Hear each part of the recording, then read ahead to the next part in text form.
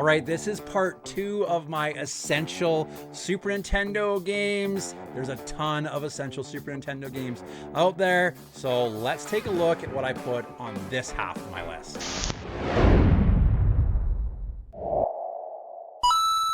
This video, we're gonna look at 10 more games that I would consider essential games in a Super Nintendo collection. There is a part 1 to this.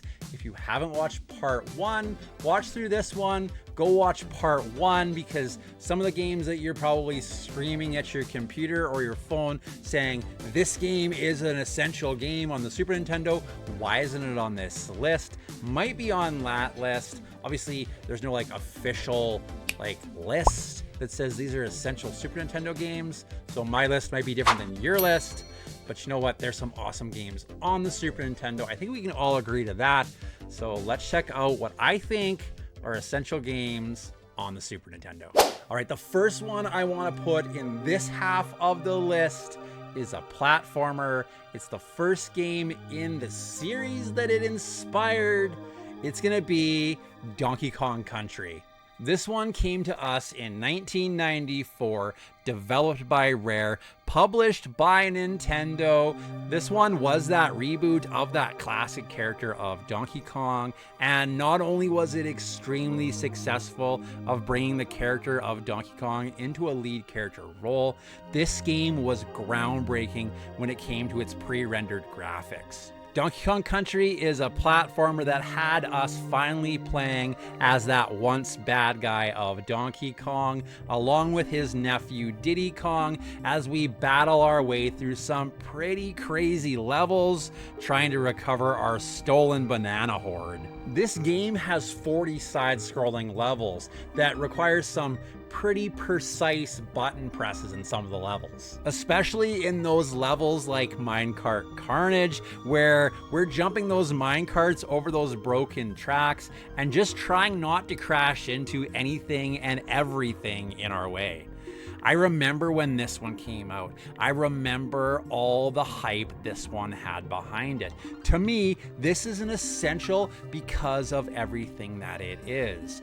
Honestly, the sequels on the Super Nintendo are both great games. A lot of people might argue that Donkey Kong Country 2 is the better game in the series, and they honestly might be right. But the second one had this game to work off of.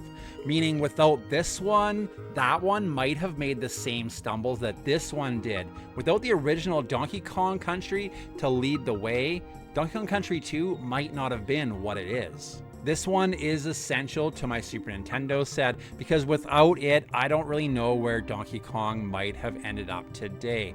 This one leads the way for the rest of the games that featured him. And with a price tag of about $20 right now, this one is an essential in my opinion because it's the reboot that changed Donkey Kong's legacy. When I think about beat 'em up games on the Super Nintendo, I literally can't think of a better beat 'em up game on the system to put in an essentials list than Teenage Mutant Ninja Turtles 4: Turtles in Time.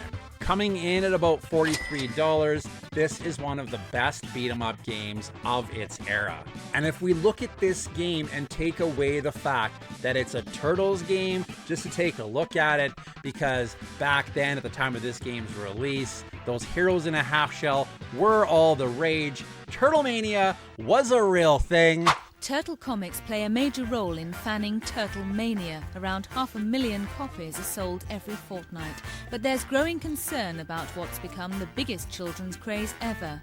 At the Shepherd's Independent Christian School in Brockley, South London, pupils are being given special lessons to alert them to the evils in Turtle comics. That escalated quickly. I mean, that really got out of hand fast. This game, just based on the fact that it's a beat 'em up game, really stands apart. From the controls to the hit detection, the moves that each character could do in this game sets the bar for beat 'em ups, for me, in a lot of ways. Because really, who doesn't want to be able to toss an enemy into the camera? Just the overall design of this game is really well done. Now we just throw in a heaping helping of every kid's favorite turtles at the time. And yeah, this game is epic on all fronts. As a kid, I had played all the NES Turtles games, so when this one came to us on the Super Nintendo, I was pretty amazed. I got to go up against so many awesome enemies in this one. For some of the bosses, we had characters like the evil turtle Slash, we had Leatherhead, Mecha Turtle, Baxter, Stockman, and even Bebop and Rocksteady in pirate outfits. Why would they be in pirate outfits, you might ask? Well, because in this game, by the time we get to level 3, we're already going up against the big bad of Shredder in the Technodrome. And then he immediately throws us back in time. After this, we get to battle our way back from the Stone Age. From battling rock soldiers on pirate ships to foot soldiers on horseback, this game throws everything at us, including the kitchen sink, and is a fairly challenging game. This is one that if you loved the Turtles back then and literally had any of the toys in the toy line, you were most likely going to get to play as your favorite turtle, going up against at least one of those turtle baddies that you saw in the cartoon and probably had as a toy. I can remember having that Leatherhead action figure as a kid, so when I got to go up against him in this game, I thought that was pretty epic. This really is one of the best beat-em-ups you can find. There are a lot of great beat-em-ups on the system. This one just does so many things so right. This is Cowabungie, and this is Cowabongo. But the turtles for your 16-bit system are Cowabunga! Holy cow, it's Turtles in Time! The cool arcade game for Super NES. Now with tasty turtle duels. And psych up your Sega Genesis with the Hyper Stone Heist and all new 3D Turtle Thrash. So remember, this is Cowabingo. But the turtles for Super NES and Sega Genesis are Cowabunga, dude. The next one we're going to look at in this essentials list is going to be Ken Griffey Jr. Presents Major League Baseball. This is one of the best baseball games on the system. If you're into baseball, and honestly, even if you're not, this is totally an essential game to have in the Super Nintendo collection. This one is just all around fun. I love the way they made the players look in this one. They're all jacked up and they have these different batting stances and pitching motions. They really put some time into making this one. Not only to make it a fun baseball game with some fairly realistic physics, but they also tried really hard when it came to making the visuals in this one just look fun. I mean, they even have players breaking their bats over their knees when they strike out. I mean, that just hurts my 40-year-old knees to watch. That flares up my arthritis. This one is fun because I just have to be able to time the pitches to hit them. I'm not messing around trying to aim and to swing. And even when I'm pitching, it's pretty easy to figure that out too. A lot of people that are into sports games are going to tell you that this game is an essential game for the Super Nintendo. It's just easy to get into. It's really accessible. And if you were into baseball back then, or even now, this one's a great pickup for about $8. You can pretty much find this in any store that carries Super Nintendo games to this day. Ken Griffey Jr. Presents Major League Baseball is a blast. It's fun because I can just pick it up and play it. 9 innings is a doable amount of time with this one, but it will keep track of my stats as well. Or if I want to and I have the time, I could even play through a whole season. It is a cheap game, but it's a great baseball game on the Super Nintendo. And this one has that Major League Baseball license, so you can pick your favorite teams and just have fun with it.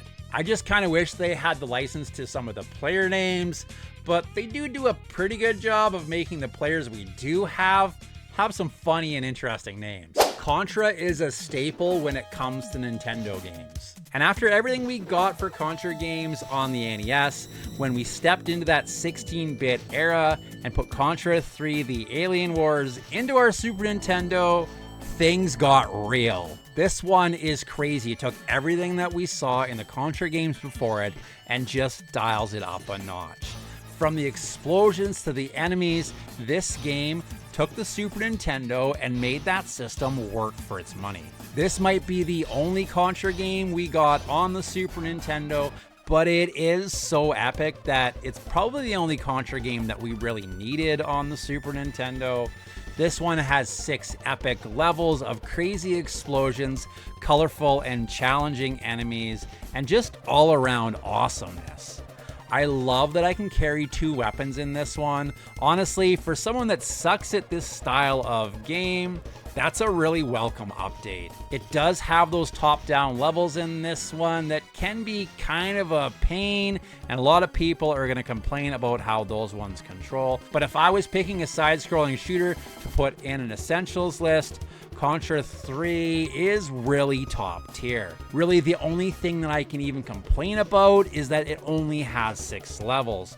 Granted, they are an incredible 6 levels, but on the Super Nintendo, when we put it up against some of the other games on the system, I just kind of wish it was a bit longer. But that doesn't make it any less essential. With a price tag of about $50 right now, Contra 3 The Alien Wars is a great game to add to your collection. So this is probably going to spark a bit of a debate, but I'm going to put Super Street Fighter 2 on my essentials list. A lot of people are going to say that Super Street Fighter 2 is an essential game for the Super Nintendo, but I would guess that an equal amount of people are going to tell me that I'm wrong. So wrong, because Street Fighter 2 Turbo is the one that should be on an essentials game list for the Super Nintendo. Because I mean, hey, it's Turbo. Now I am gonna say that it's probably all a personal opinion when it comes to this. Super Street Fighter 2 is a little bit slower. It doesn't have that turbo mode, but it's faster than the original Street Fighter 2 game we saw on the Super Nintendo. Super Street Fighter 2 is just what it says it is. It's the original game, but it's super. In this one, we get some new game modes, we also get some new characters, and we even get a combo system that is pretty sweet. It's an incredible fighting game on the Super Nintendo, and it is Street Fighter. It's got a name behind it that just screams fighting game awesomeness. Now, I do agree Street Fighter 2 Turbo is a great version of this game. It's challenging because of the speed they put into it, but honestly, I'm just not 14 anymore, and I have a hard time keeping up. Truthfully, even without being all turboed up, I have a hard time not getting laid out by every other character in every other battle on a Super Nintendo fighting game. So maybe that's why I kind of lean this direction. I can at least get a super punch in instead of getting turbo punched right in my face. Super Street Fighter 2 will run you about $22 right now. Street Fighter 2 Turbo comes in at a couple of dollars cheaper at about $20 according to price charting. Either version would be a great game to have in a Super Nintendo collection. Either one of them is essential. It just depends on what you're looking for. In the 90s, if you were looking for an RPG, you were pretty safe if it had Square on the box. And if you were looking for a game that was fun and pretty easy to connect with and get into, honestly, if it was a game that Nintendo themselves had a direct hand in, you were probably looking at a winner there. So when us kids in the 90s heard that both of those names were gonna be involved in one game, I honestly think I probably asked my parents for that game so much that they thought it was going to be the last video game anyone was ever making. Super Mario RPG took everything that I loved about Mario and packed it in a nice little box with everything I loved about an RPG. This game is essential because at a time when we were in the thick of the console wars, in a time when the mascots from Nintendo and Sega were doing battle in every video game conversation on the playground, this game was a partnership in perfect with Nintendo and Square. This is an essential game if you ask me. It's a game that took people who were Mario fans and made them RPG fans. It took people who were in love with RPGs and made them laugh along with Mario and his quirky adventures. This game was at the very top of my wish list, in 1996. Super Mario RPG didn't disappoint either. The way they tied the characters from the Mario universe into that RPG format is amazing, and I finally got to play with Bowser as a main character. The sprites are amazing, the story is fun and enjoyable, and overall, this game checks every single box for me.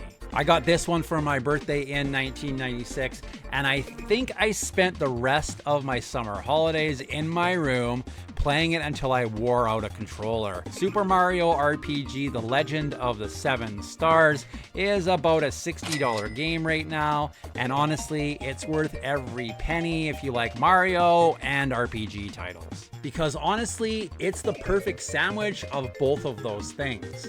It's a PB&J with the crust cut off. It's a game that means so much to so many people. Happy Console Gamer just a few weeks ago put this in his 10 out of 10 RPGs list. That video of his is totally an essential one to check out and see his memories of it and his thoughts on it. All was peaceful in the Mushroom Kingdom. Till Smithy the Sword shattered the sorrow. Wow! So with his old enemy Bowser and a marshmallow who throws lightning. Mario fought evil wedding cakes and the killer Venus flytraps and recovered the seven stars! Grandfather's freaky. Super Mario RPG, only on the system that keeps on kicking. Super NES. Dig it? All right, we're on to the last sports title that I'm going to put on this Super Nintendo Essentials list, and it's probably the best basketball game of all time. It's going to be NBA Jam Tournament Edition. So I guess technically just the regular NBA Jam cartridge would work here in a pinch. They're basically the same game at their cores, but Tournament Edition just adds all the fun and juicy extras to it. Gameplay wise, they're basically the same games. Either one is the ultimate in basketball arcade games. Tournament Edition has that add-on of the codes you can implement, and for that, because I could play as a Beastie Boy or dunk from anywhere on the floor, I'm putting NBA Jam Tournament Edition in this essentials list. And you can pick it up for about $14 on the Super Nintendo right now. Obviously, there is a Genesis version you could go for if you are a Sega Genesis fan.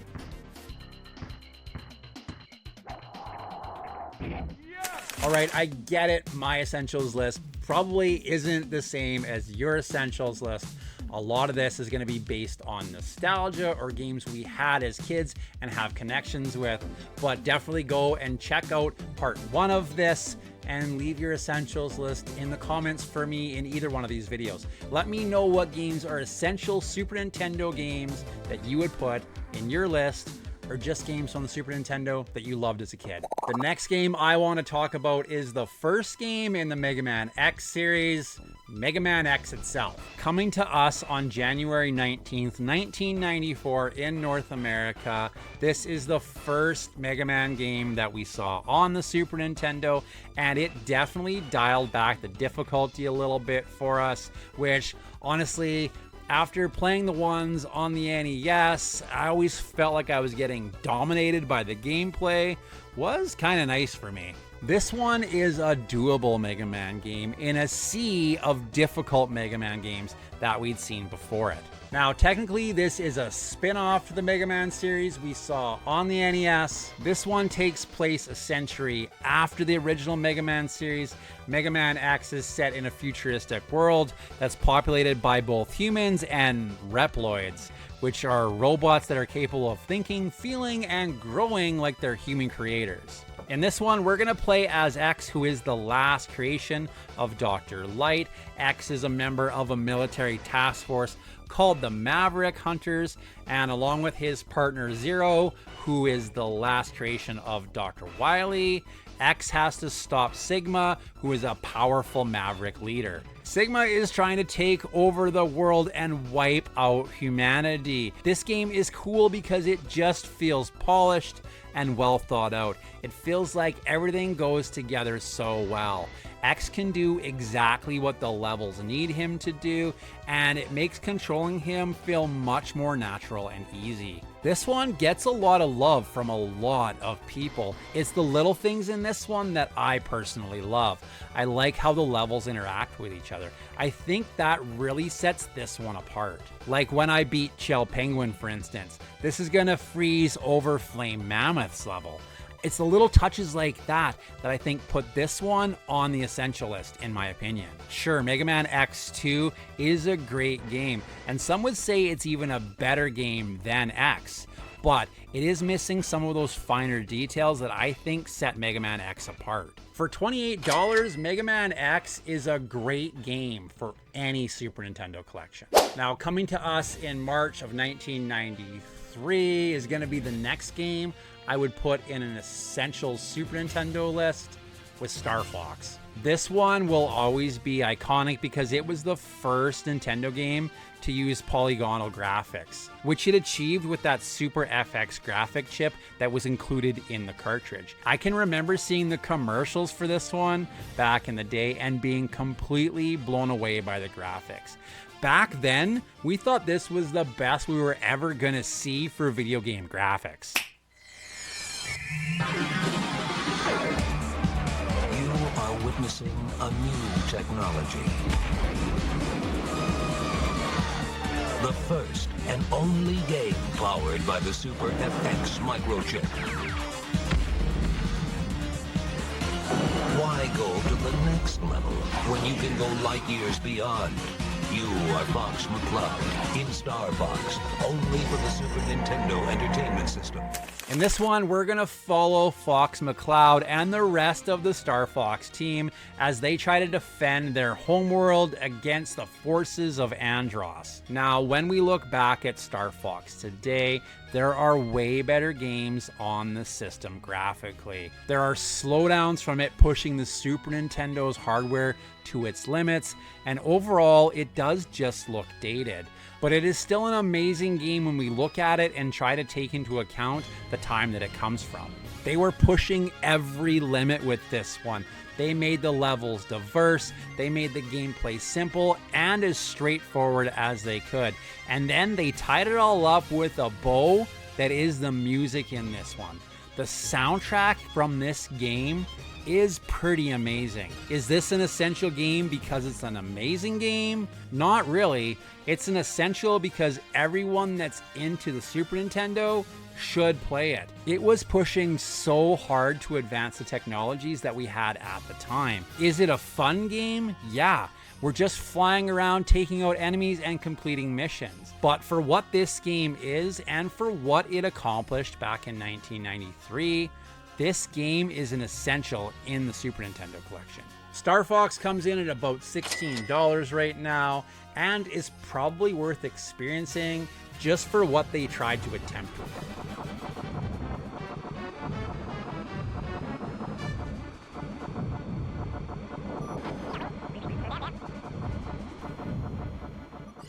All right, the last game on this list, in my opinion, is the best of the initial 6 Final Fantasy games. And personally, I think it's the best game in the entire series and probably the best RPG of all time. I love Final Fantasy III on the Super Nintendo, which is actually Final Fantasy VI. So to avoid confusion, I'm just gonna be calling it that for the rest of this conversation. This game is why I love RPGs. I love that they brought us that assembly cast approach in this one. I think this one has some of the greatest heroes in the whole series. And that's before I even mention the franchise's greatest villain, the Mad God Kefka. Final Fantasy VI comes in at about $70 right now, and in my opinion, it is worth every penny. I know a lot of people love Final Fantasy II, which is actually Final Fantasy V technically in this series. That is a great game in the series. I just think that they swung for the fences when it came to Final Fantasy VI, and they knocked it out of the park and through the parking lot with this one. To me, this is an essential RPG and an essential Super Nintendo game.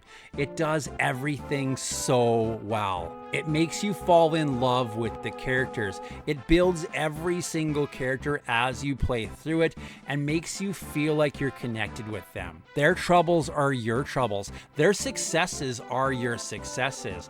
From the highs to the lows in this game, the story they tell with it, it makes you feel. It's the first game that I ever felt real emotions for the characters while I was playing it. I felt sadness when Cyan's family was poisoned. I felt anger when I found out who did it. And I sought vengeance for those characters. I was part of the story as I played through it. Final Fantasy is an incredible series of games. Final Fantasy VII on the PlayStation brought so many people to the RPG genre. Final Fantasy XIV is an incredible world-sprawling, massive multiplayer online roleplay game. But Final Fantasy VI is family to me. Those characters and their stories are an essential part of my being. I love Final Fantasy VI like it's a part of my family. Games like that don't come along every day.